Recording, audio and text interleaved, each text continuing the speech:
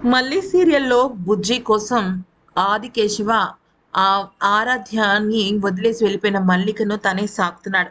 అసలు నిజానికి ఆదికేశవకి ఆరాధ్య ఎవరు? మల్లి ఎవరు? మల్లి కూతురెవరు? గౌతమ్ ఎవరు? ఏమీ తెలీదు. కానీ బుజ్జి కోసం బుజ్జికి బ్రెయిన్‌లో ట్యూమర్ ఉండడం, క్యాన్సర్ కారణంగా తను చనిపోతాడని చెప్పేసి తను ఆ నిందని భరించాడు.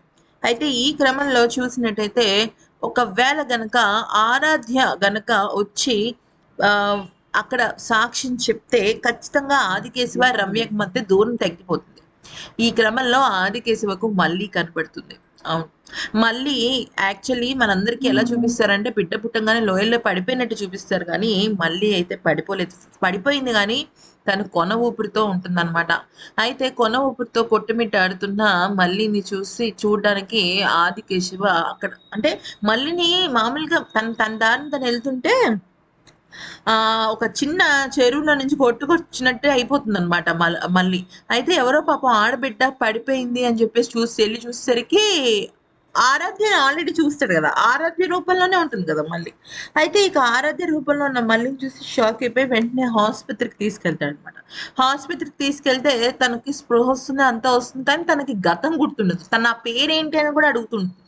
దాంతో ఆదికేశవ షాక్ అవుతాడు. ఎందుకనంటే ఈ అమ్మాయి ఒక్కతే సాక్ష్యం చెప్తే తను, రమ్య కలుస్తుంది. నా కుటుంబం బాగుపడుతుందనుకుంటాడు. కానీ యాక్చువల్లీ నిజం చెప్పాలంటే అసలు ఆదికేశవ్ దగ్గరికొచ్చింది ఆరాధ్యనే మళ్ళీ కాదు. అదే విషయం మీద గూడా బాధపడతాడు. నా చేతులతో నేనే చితి పేర్చాను. నా చేతులతో నేనే తనకి దహన సంస్కారాలు చేశాను. మళ్ళీ ఈవిడ ఎలా వచ్చింది అసలు నాకేం అంతు చిక్కటం లేదు. ముందు తనని హాస్పిటల్‌కి తీసుకెళ్ళి ట్రీట్‌మెంట్ ఇప్పించాలని చెప్పేసి ట్రీట్‌మెంట్ ఇప్పిస్తాడు గానీ, మొత్తానికైతే మాత్రం ఆ రకంగా జరుగుతుందనమాట.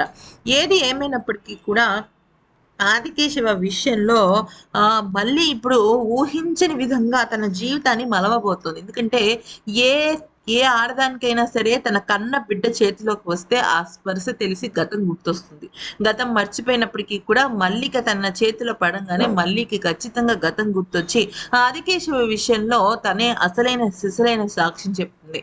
ఆదికేశవ, రమ్య త్వరలోనే కలుస్తారు.